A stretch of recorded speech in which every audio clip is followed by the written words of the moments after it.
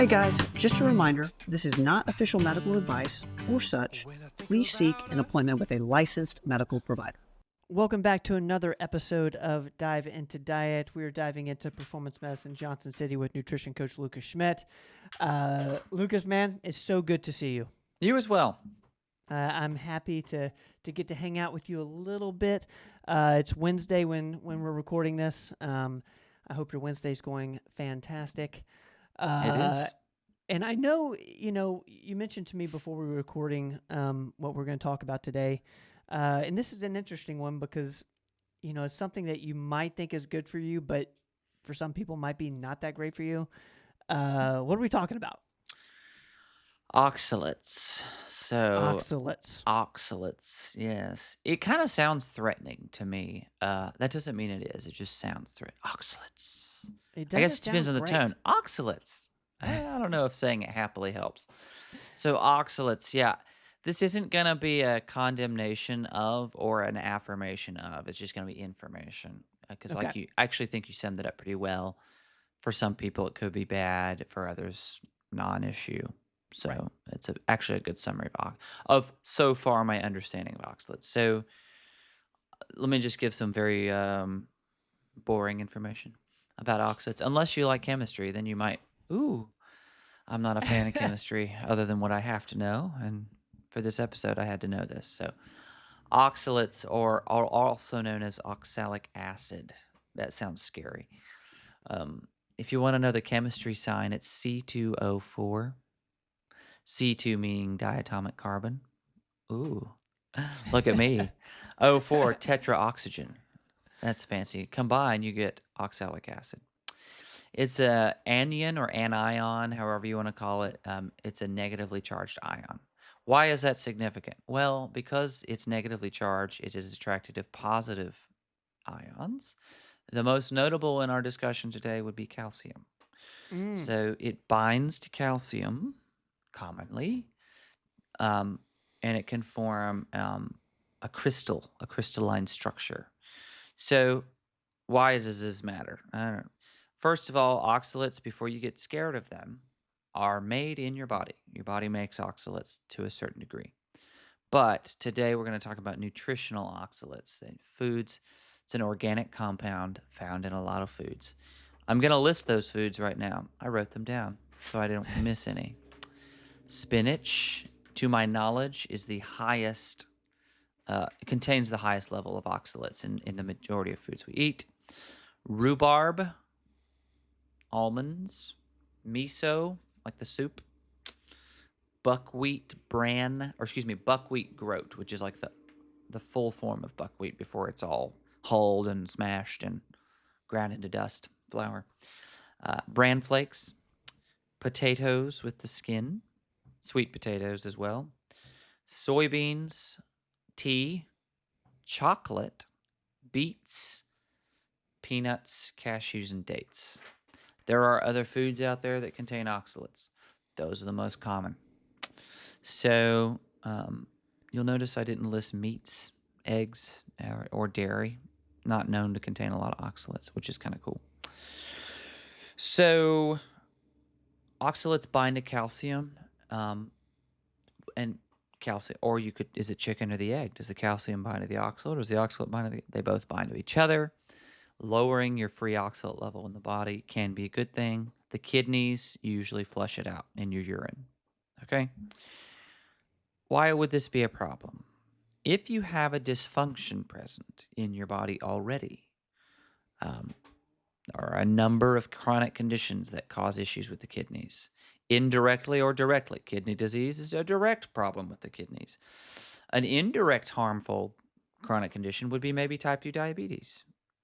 People with type 2 diabetes have a higher chance of having high blood pressure issues, and therefore issues with the kidneys, poor circulation, things like that.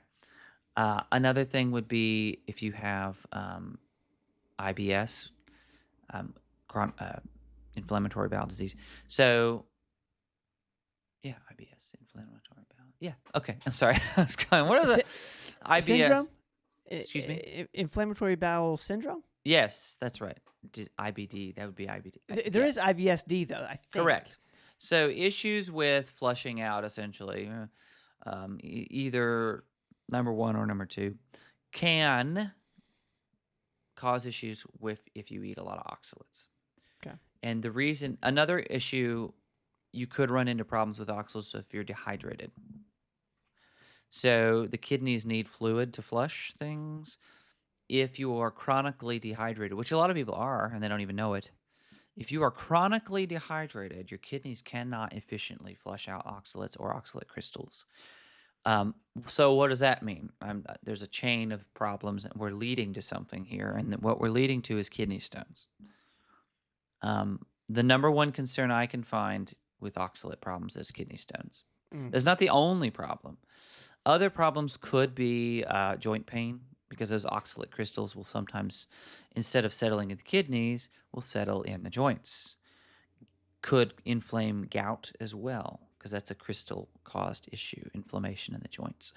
So oxalates, though, I think in some nutrition circles are sort of a bad guy. They're considered like a poison. They're considered, don't eat anything with oxalates in it.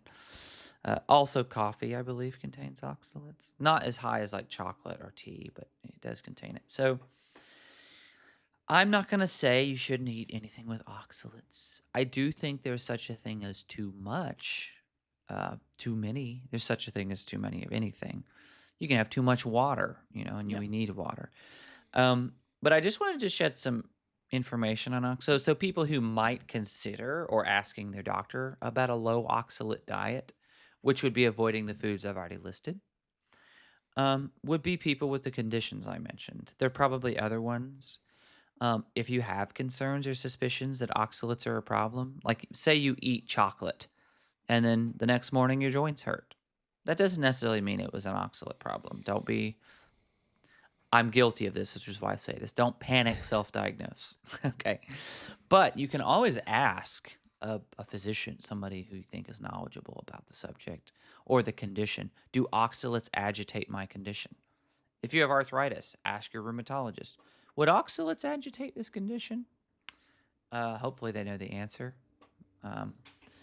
But let me give you some substitutions, though. So if you're deciding you have to avoid oxalates, because if you have chronic kidney stones, I would lower my oxalate consumption if I had chronic kidney stones, at least until I figured out why I was having them.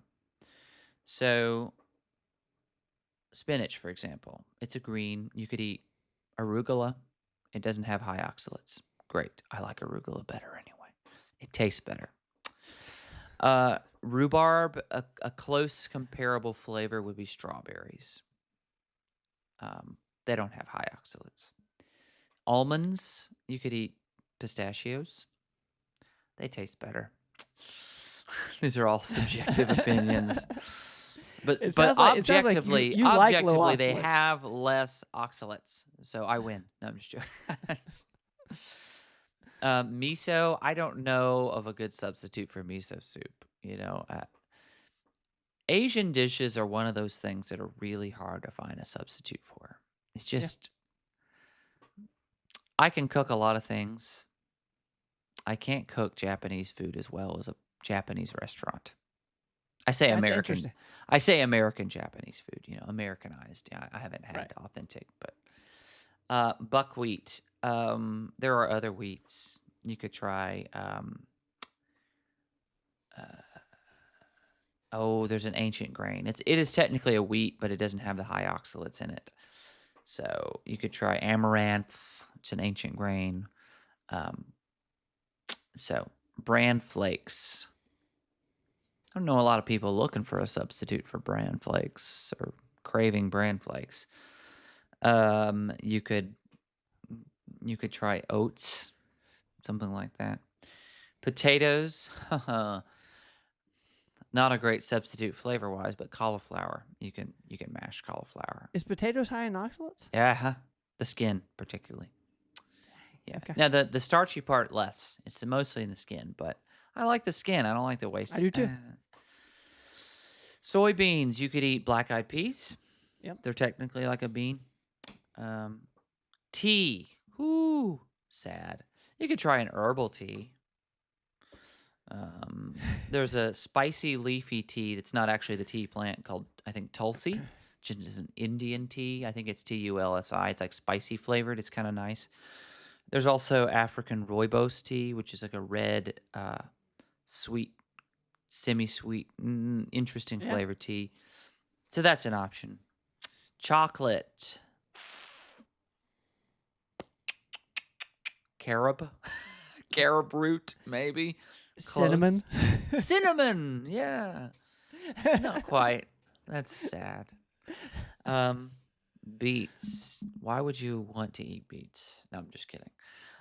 You could try turnips as a sort of a rooty pepper. I like turnip flavor much better than beets anyway. Or radishes. Sweet potato, you could opt for maybe butternut squash if you're roasting. You know, I don't like butternut squash unless it's super heavily roasted, but similar. Or roasted carrot. Yeah. Okay. That's actually pretty close if you roast them. Peanuts. Well, pistachios again, man, or pecans. Yeah. Cashews. That's a fatty nut. If I substitute something, I like to have a very close texture.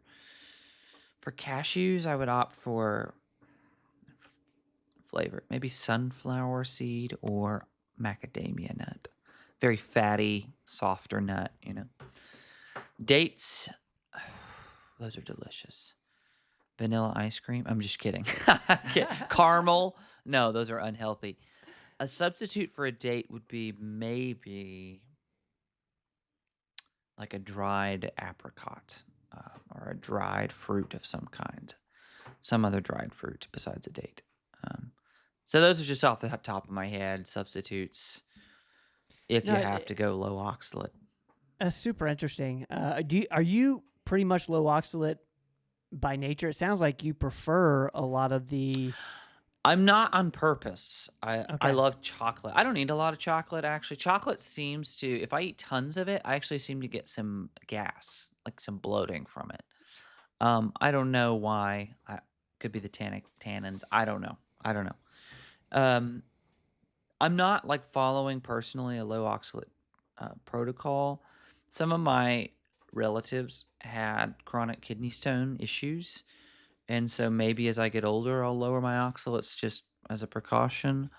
I haven't had any medical testing to tell me, according to your blood work or according to some, you don't have I don't have renal failure or anything like that. So I haven't been, told to lower my oxalate amount. But if you're having kidney problems, blood pressure problems, metabolic disease, which would be type 2 diabetes or insulin resistance, I would ask, would a low oxalate diet, would it behoove me to go on a low oxalate diet? Just out of precaution. Because any of those conditions could make you have a higher risk for like kidney stone, for example. Which if you've never had a kidney stone, I hear tell. I've never had one, but I hear tell they are very painful. Yeah. And that is formed most common. It's not the only cause, I will say. But the most common cause of kidney stones is calcium crystal from oxalate. So, just worth knowing. Super interesting episode, man. Oxalates, I started the episode kind of thinking, okay, there's, good and bad. I'm kind of leaving this episode thinking maybe, not the greatest. Well, okay. Oxalates, technically, because our body makes them, they serve an essential function, which is to bind and mop up when we have an overabundance of negative charged particles in the body. So we need 'em. I believe iron is also one. But please don't. Dr. Rogers could tell me that, or you that. Fact check me. But I think in my research, when I was looking at us, because calcium, I already knew that, but I was curious of other ones. It does help us flush minerals that in excess. So there is an essential function. I don't want people to think oxalates are evil because you make them. The question is, how much nutritionally is it worth consuming? Do we need them at all nutritionally since we kind of make them?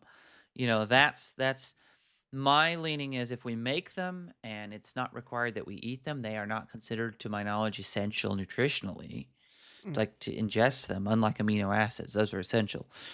Maybe we don't need to eat them, but does that mean eating them is bad? Not necessarily. But if you have any metabolic conditions, any particular issues, flushing, let's call them flushing condition. Diseases of the flushing system, IBS, kidney failure, things like that. It might be worth asking your physician, hey, should I go low oxalate? So, or exploring the idea yourself. So. That's awesome, Lucas. Great episode here. Is that a podcast? That's a podcast, hopefully. That's a podcast. Guys, we appreciate you. Thank you for hanging out with us today, as always. Lucas, man, I so appreciate your time. Thank you for taking the time to talk with us about oxalates today. Thanks for having me. All right, brother. We'll see you soon. See ya.